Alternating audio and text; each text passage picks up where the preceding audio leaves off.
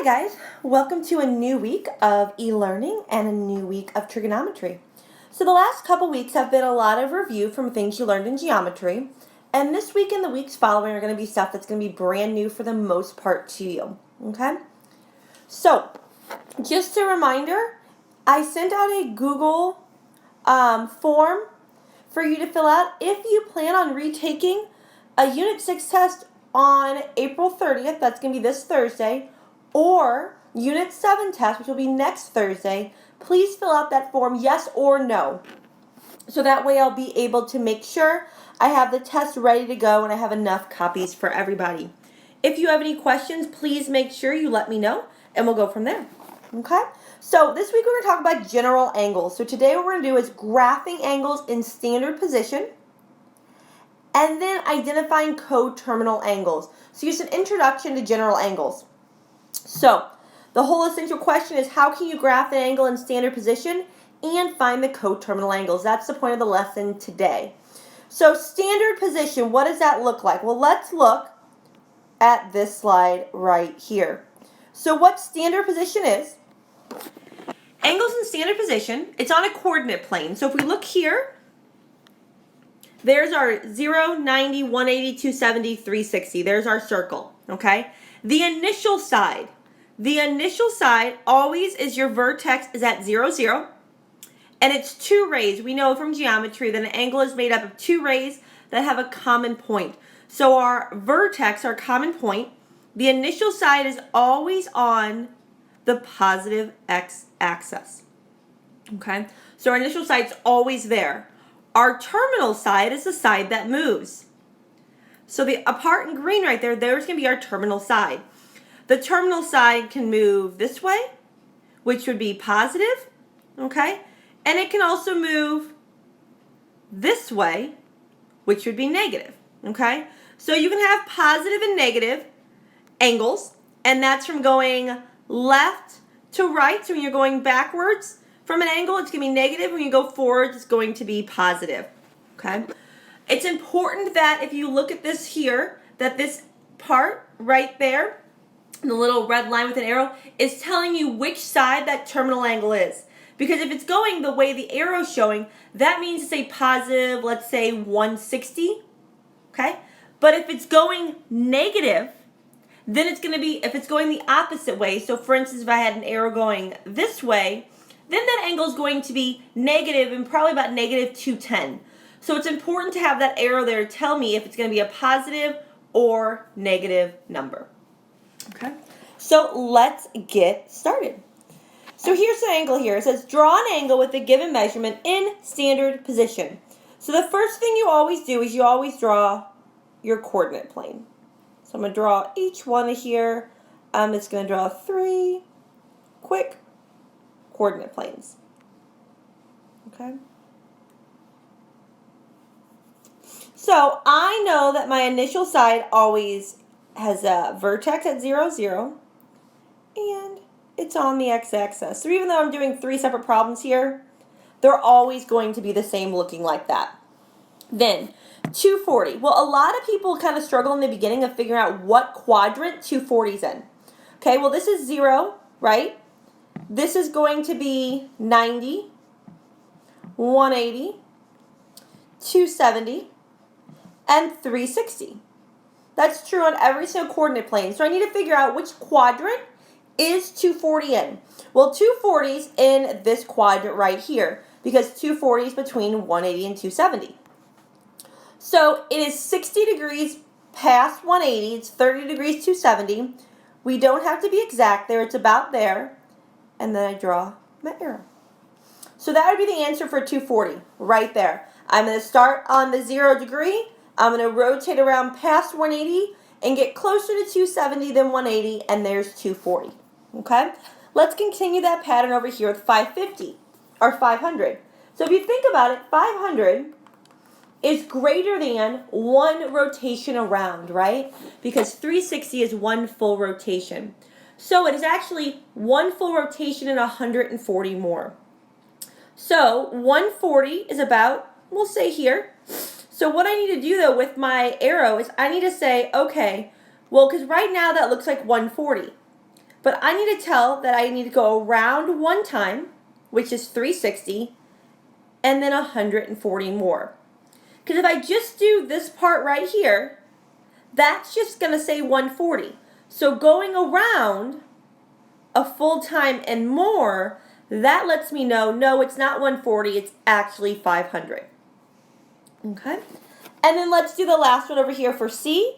Let's do negative 50. Negatives is where people start getting a little confused. So this is 0. This would be negative 90. This would be negative 180. This would be negative 270.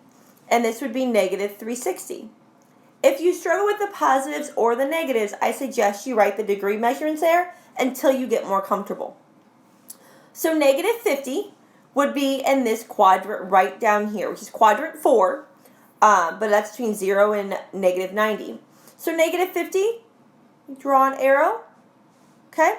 Then we draw our little arrow telling us that we go negative and not positive, because right now that's 50, and if we don't have that arrow there, that could also be 310, depending. So that's why it's important to have the arrow, and then we're done.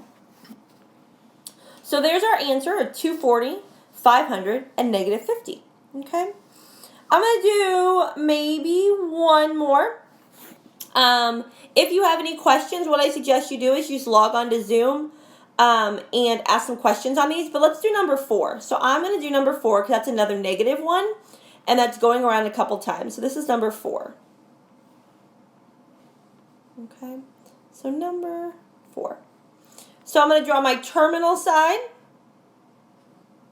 This is negative, and I get a little confused there, so I'm going to draw my measurements. 1, 2.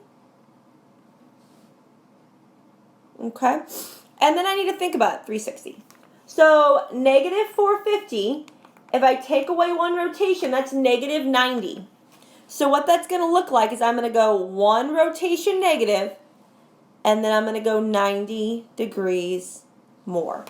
So that right there, with my little arrow, tell me I went negative, is going to give me my negative 450. I go around all the way from my terminal side negative, which is 360. I need 90 more, so I keep going. Okay? So if you have any questions, again, with drawing angles in standard position, we're estimating them. I'm not expecting you to get out a protractor and exactly go that 90 degrees or exactly go that 50 or exactly that 25, but it needs to be in the right quadrant and closer to which axis. Okay? So what we're going to go on to next is coterminal angles. Okay? And coterminal angles, the easiest way to say it is a positive coterminal angle. Okay? So a positive coterminal angle is a positive number. Okay? And it's adding a rotation. Okay? And we're going to explain a little bit more about that. And then a negative coterminal angle, we'll do that in a different color. A negative coterminal angle, and I'm going to abbreviate that, okay, coterminal angle, is a negative number. And it's when you're, I think, adding a rotation, so it's when you're subtracting rotations. Okay. So you might say, okay, I'm a little confused. What are you talking about? Well, let's quickly think about a quadrant, a coordinate plane. When I'm talking about a rotation, I'm talking about going all the way around. So when I go all the way around, that's 360 degrees. So when I'm subtracting a rotation, what I'm really doing there is subtract 360. Okay? And when I talk about adding a rotation, what I'm really talking about is adding 360 until I get a positive number and or I get a negative number. You can add 360, you can add 720, you can add 360 17 times. It doesn't matter. All of those would be coterminal angles. So I'm going to give you an example of a coterminal angle, but again, you could keep adding it. So let's first talk about A. So A says find one positive and negative coterminal angle for negative 45 degrees. So I'm going to do my positive 1 and my negative 1, okay? So my positive 1 and my negative 1. So for my positive, I'm going to do negative 45 plus 360. So on my calculator, I do negative 45 plus 360, and I end up with 315. That's my positive coterminal angle. Then I go my negative, and I do negative 45 minus 360. So negative 45 minus 360, and I'm left with negative 405. This right here is my positive coterminal angle. This right here is my negative coterminal angle. Because if I was going to graph that, let's just say I was like, you know what, let me graph that in standard position. So if I'm graphing negative 45 in standard position, it's going to look like that, right? So that one right there. Now let's say I'm going to graph 315. So I'm going to do that in pink. So I'm going to graph 315. Well, what that's going to look like is going to have the same terminal side, the same initial side, but all I'm going to do is go this way. Okay? A coterminal angle just has the same initial side and the same terminal side, but the angles are different. The same thing's true for 405. Let me do 405. We'll do that in a different color. Let's do blue. Okay? So I'm going to do negative 405 in a different color. So negative 5, same thing. I would have my initial side, my terminal side, but this would go around once and then go back. So I would circle around negative 360 and then add another negative 45. So the green, the pink, and the blue all have the same initial side and terminal side. However, their measurements are different. That's what a coterminal angle is. Same initial, same terminal. However, their degree measurements are different. Okay? So that's how I would do 45, negative 45. Let's do another one down here. Let's do number 6. Let's do 230. Okay? And then let's say 740, you would just keep subtracting so you get a negative number. And then you would keep adding. You could just add 1. So let's do 230, and I'm actually going to find a couple of them. So I'm going to do number 6. So I want to find some positive coterminal angles and some negative coterminal angles. So some positive, I'm just going to take 230, and I'm going to add 360 to it. So 230 plus 360, and I'm going to get 590. I'm only asking for 1, but if I wanted to do another one, I would just add another 360. So that's 950. Okay? And I could just keep adding 360 and get as many positive coterminal angles. There's infinite numbers. Now I'm going to do the negative. So I do 230 minus 360. And I get negative 130. Again, it has to be a negative number in order to be a negative coterminal angle. Then I'm going to subtract 360 again. And I get negative 490. And I could just keep subtracting 360 and I would get multiple positive and negative coterminal angles. Okay? So that's the lesson for today. We did standard position graphing and then finding coterminal angles. Again, if you have any questions, make sure you log on to Zoom. Have a great day and look forward to seeing you.